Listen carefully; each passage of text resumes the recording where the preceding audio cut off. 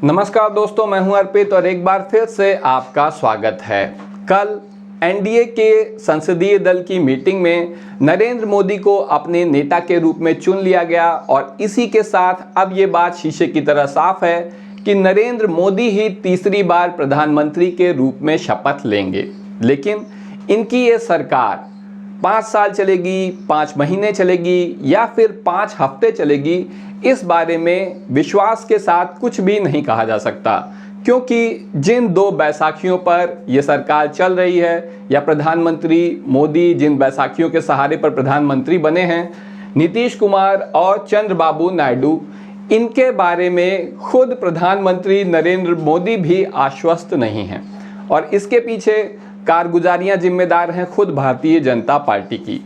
नीतीश कुमार के बारे में काफ़ी कुछ कहा गया है। आज हम बात करेंगे चंद्रबाबू नायडू की, जिनके परिवार को इस तरह प्रताड़ित किया है भारतीय जनता पार्टी, उसकी ईडी, सीबीआई और उसके आईटी सेल ने, कि अभी कुछ दिनों पहले तक चंद्रबाबू नायडू प्रेस कॉन्फ्रेंस में फूट फूट कर रो रहे थे, जब यहाँ पर भाजपा की आईटी सेल ने इनके परिवार की महिलाओं, इनकी पत्नी के चरित्र तक पर लांछन लगाए थे। लेकिन सिर्फ यही वजह नहीं है जो प्रधानमंत्री नरेंद्र मोदी की सरकार को अस्थिर बना रही है, बल्कि इसके पीछे आंध्र प्रदेश में जिन मुद्दों पर यहाँ चंद्रबाबू नायडू ने और उनकी पार्टी ने चुनाव लड़ा है वो भी महत्वपूर्ण है। आपने तो देखा ही होगा कि किस तरीके से प्रधानमंत्री नरेंद्र मोदी ने कभी मंगलसूत्र की बात करी, कभी भैंस चुरा ले जाने की बात करी कि मुसलमान ऐसा ऐसा कर रहे हैं, सब कुछ छीन ले रहे हैं आपसे। लेकिन अब यही भाजपा और यही प्रधानमंत्री नरेंद्र मोदी तेलुगु देशम और चंद्रबाबू नायडू के बारे में क्या कहेंगे, इनका गठबंधन, इनका साथ कैसे चलेगा, क्योंकि दोनों का ही जो समर्थक वर्ग है वो बिल्कुल एक दूसरे से अलग है। इसको समझने के लिए आप देख सकते हैं भाजपा के गठबंधन की साथ ही टीडीपी के घोषणा पत्र का हम कुछ अंश आपको बता रहे हैं। बहुत सारी बातें हैं, बहुत लंबी बातें हैं, हम केवल खास बातें आपको यहाँ पर बताने जा रहे हैं। जैसे यहाँ आप देख सकते हैं कि पहला जो वादा था आंध्र प्रदेश में, पहला जो वादा किया था तेलुगु देशम ने, वो ये है कि 50 बरस से ऊपर के मुसलमानों को पेंशन देगी टीडीपी अगर सरकार में आती है तो अब आप देख सकते हैं यहाँ पर विधानसभा में सरकार बन भी गई है टीडीपी की और केंद्र में भी गठबंधन सरकार बनी है जिसका हिस्सा है टीडीपी। तो जो लोग कह रहे थे कि मुसलमान आपकी भैंस चुरा ले जाएंगे, जो लोग कह रहे थे आपका मंगलसूत्र छीन लेंगे, अब वही लोग 50 बरस से ऊपर के मुसलमानों को पेंशन देते समय कैसा महसूस करेंगे। तो निश्चित रूप से यहाँ पर टकराव तय है, इसलिए ये सरकार ज़्यादा दिनों की मेहमान नहीं है। इसके अलावा हर बड़े शहर में ईदगाह और कब्रिस्तान के लिए जमीन तेलुगु देशम की सरकार मुहैया कराएगी।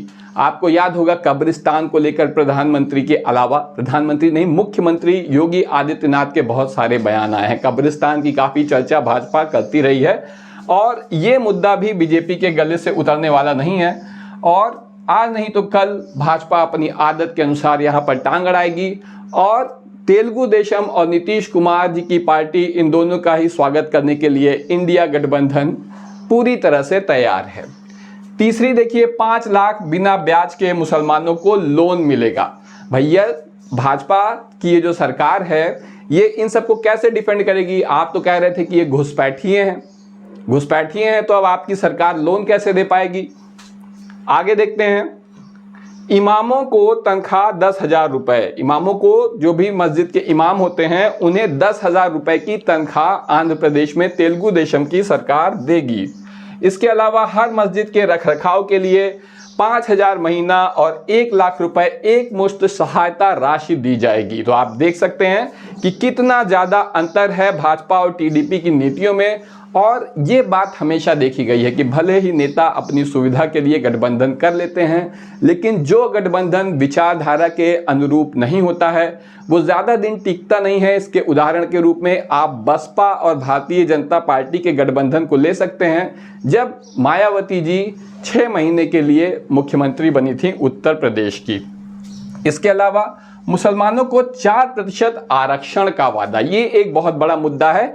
इसे चुनावी मुद्दा भाजपा ने भी बनाया हुआ था ये आरोप लगाती थी इंडिया गठबंधन पर कि ये पिछड़ों का आरक्षण मुसलमानों को दे रही है। लेकिन अब आप देख सकते हैं कि खुद प्रधानमंत्री नरेंद्र मोदी जिनके साथ मिलकर सरकार बना रहे हैं, वहाँ भी 4% आरक्षण, पिछड़ों का आरक्षण मुसलमानों को देने की जो बात की जा रही थी, अब वो यहाँ पर होती दिखाई दे रही है। तो फिर देखो, समस्या ये नहीं है कि तेलुगु देशम क्या कर रही है, समस्या ये है कि प्रधानमंत्री मोदी और उनकी सरकार जो कुछ कहती है उसकी कथनी और करनी में कितना अंतर है।